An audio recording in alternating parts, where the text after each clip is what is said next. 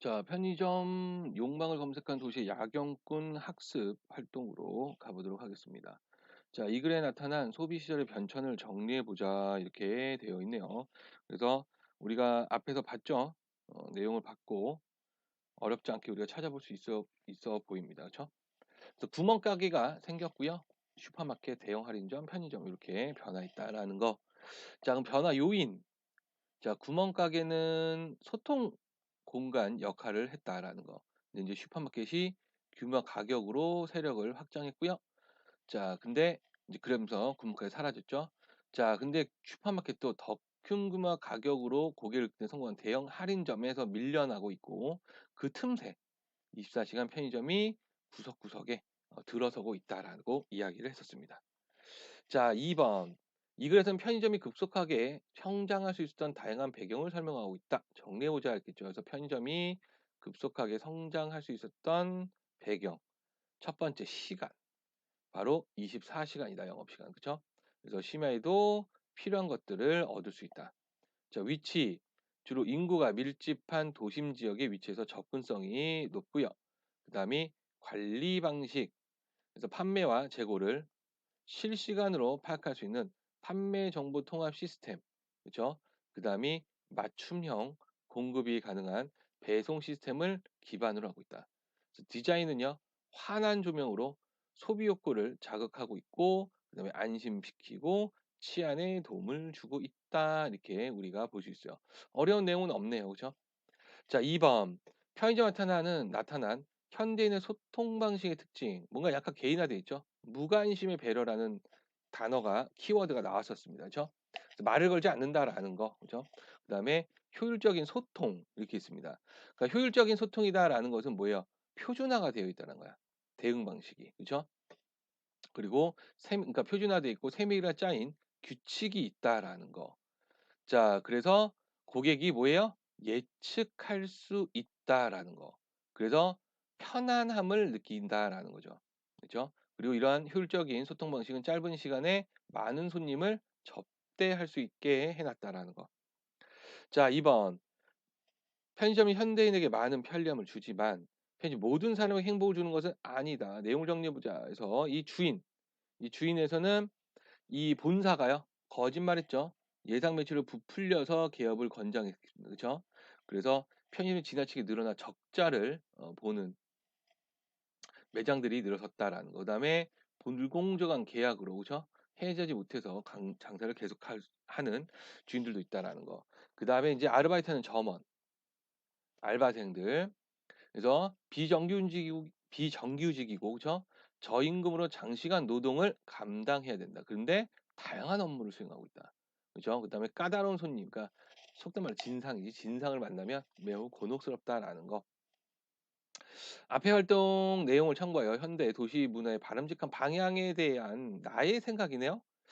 그냥 읽어보시면 될 것 같아요. 그죠? 그냥 읽어보시면 되고 나의 생각이니까. 자, 여기서 이제 다문화 가정이 증가하고 있는 현대 사회의 사회 현상을 생각하며 다음 활동을 해보자. 그래서 우리가 이제 사회 문화와 관련된 단원이잖아요, 그렇죠? 자, 지금 다문화 가정도 굉장히 많이 늘어나고 있어요, 그렇죠? 자, 그래서 국내에 거주하는 외국인 이주 노동자의 근무 여건이나 주경은 훨씬 더 취약하다. 인권 침해마저 위험 수위를 넘고 있다. 현행법상 외국인 근로자가 정주하는 것을 막기 위해 국내 취업 기간을 3년으로 한정하고 매년 사업자와 근로계약을 갱신하도록 하고 있다. 3년간 일한 뒤에는 무조건 출국하고 1년이 지나야만 다시 입국할 수 있다. 단지 취업임을 고려해 원칙적으로 가족마저 동반할 수 없게 되어 있다. 외국인 단순 노무자들의 경우 합법적으로 고용되더라도 거의 최저 시급에 가까운 급여를 받는다. 업주는 의도적으로 불법 체류자들을 고용하기도 한다. 왜요? 더 낮은 돈을 주려고. 진짜 악랄한 겁니다. 그죠? 당연히 4대 보험의 법적 혜택은 받을 수 없고 월급마저 떼이거나 체불 임금마저 포기하고 단속반과 숨가꼭질을 하다 강제로 출국당하는 경우도 허다하다. 이렇게 살고 싶을까요? 그죠? 이런 어려운 사람들 등쳐먹으면서. 자, 아세안 동남아시아 국가연합 회원국 10개 국가로 총 6억 명 이상이며 국내 총생산을 합하면 2조 달러에 육박한다. 태국은 올해 초 7개 지역의 최저임금을 인상했고 인도네시아와 말레이시아는 최근 최저임금을 44%까지 올렸다. 필리핀 역시 해외 파견 근로자들의 권리 증진과 최저임금 인상을 요구하고 있다. 이렇습니다. 자, 지금 보면 이제 동남아시아 국가연합 아세안 회원국 10개국 중에 그쵸? 그래서 태국, 그다음에 인도네시아, 말레이시아, 그다음 필리핀의 예를 들어 줬습니다. 자, 근로 이주자에 관한 문제가 새삼스러운 것은 아니다. 다문화인은 이제 남이 아니다. 우리의 이웃이자 우리의 가족이요 우리 자신이다. 이제 넘을 수 없는 한계선을 설정할 때가 아니다. 다문화는 우리의 미래요 희망이기 때문이다. 그래서 다문화에 대해서 긍정적, 그렇죠? 그래서 이제 다문화 시대에도 근로 이주자의 문제를 다루어야 한다라는 거죠. 이 외국인 노동자들의 어떤 생존과 관련돼서 좀 개선을 해야 되지 않겠느냐라는 거. 나로 한번 가볼까요? 요즘 다문화 담론이 일종의 유행을 이루고 있다. 다문화 사회는 피할 수 없거나 이미 우리가 그렇게 되었다고 생각하는 것 같다. 그러나 우리 사회는 아직 다문화 사회가 아니다. 다문화 사회란 다양한 문화 집단이 공존하는 사회, 즉 소수 민족 집단이 존재하는 사회를 말한다. 대체로 소수 민족이나 외국인이 10% 이상 거주하는 사회를 다문화 사회라고 한다. 그래서 이거는 이제 다문화 사회에 대해서 정의를 내리고 있네요. 다문화 사회란 했으니까, 죠 그러나 우리 사회는 외국인이 2% 남짓 있고 그중 절반이 제중교포다. 그러니까 제중교포는 이제 중국, 그죠? 조선족이라고 우리가 이야기하는 중국 동포를 이야기하죠. 근데 요즘 중국 동포들이 너무 사건을 많이 일으킵니다. 네. 그리고 중국 동포들의 가치관이 한국인이 아니고 중국 사람이야. 음. 그래서 그 국가대표 게임하면 중국하고 한국하고 붙으면 중국 응원합니다. 자기는 중국이라 생각을 하죠. 그것도 우리가 잘 알고 있어야 돼요. 뒤통수 맞지 않으려면. 자, 우리 사회의 다문화 담론이 매우 앞서가고 있다는 증거다. 지금의 다문화 담론은 주로 외국인 노동자나 이주 여성들에 대한 온정주의적 대응이 주류를 이루고 있다. 그래서 외국인 노동자와 이주 여성들은 온정주의적 대응. 그러니까 좀 우리가 착하게 대하자, 막 이런 거죠. 자, 이게 바로 이제 글쓴이의 평가예요. 그것은 중요한 문제이긴 하나 더 중요한 문제는 민구의 민족적 구성이 바뀔 때 찾아오는 구조적 갈등이다. 자, 이게 더 중요한 거야. 인구의 민족적 구성이 바뀔 때 바로 구조적 갈등이 나타난다는 거예요. 아직은 이런 문제가 본격화하지 않아서 다문화 담론이 인기를 얻고 있는지도 모른다.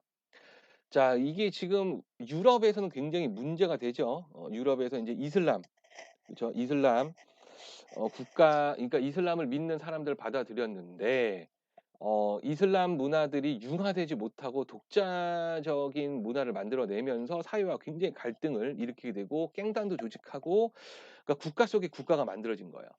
그래 가지고 독일은 지금 다문화 정책을 포기를 했습니다.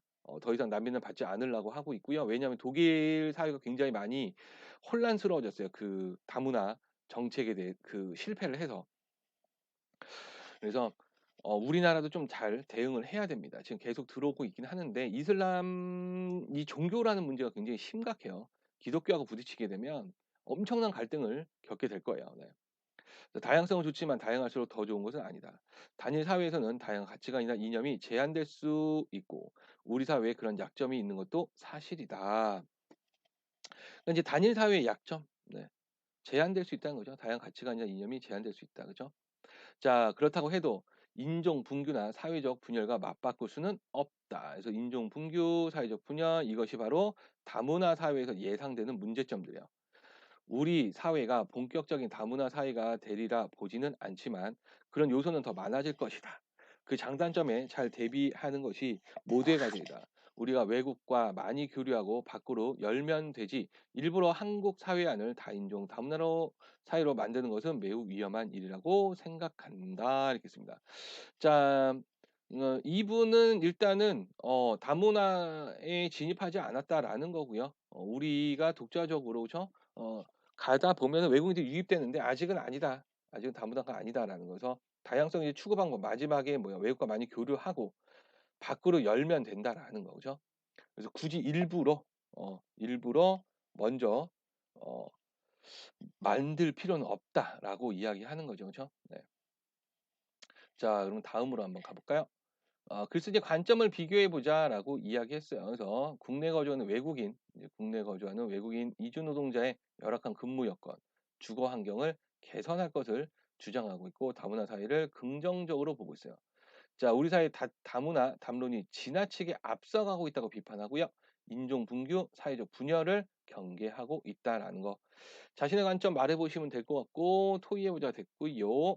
스스로 점검 한번 해보자 알겠습니다. 그래서 지금 우리가 배운 게 사회 문화 분야의 글이에요. 그죠? 자, 알맞은 것 한번 볼까요? 글쓴이 요구와 신념이 타당한지 비판적으로 따져가면 된다. 맞는 말. 여러 매체를 이용하여 특성을 정확히 이해, 그죠? 그 문화를 우리가 이해할 수 없으니까 매체를 이용해서 좀 공부를 해야 된다. 당시의 사회적 문화, 사회의 문화적 맥락보다는 현대 사회 맥락을 먼저, 아닙니다. 먼저 고려하면 안 돼요. 뭐뭐보다는 당시 사회적 문화적 맥락도 고려를 해야 되고 그걸로 이해를 한 후에 현대 사회의 맥락을 통해서 다시 비판적으로 또 봐야 됩니다. 자, 그다음에 이제 키워드라는 거, 그래서 빈칸에다 편의점인지 위치, 영업시간, 그죠? 그다음에 편의점 조명 이런 것들이 핵심 키워드로 제시가 되어 있네요. 읽어보시면 될 것 같습니다. 자, 이렇게 해서 우리가 4-2, 그죠? 사회 문화 분야의 글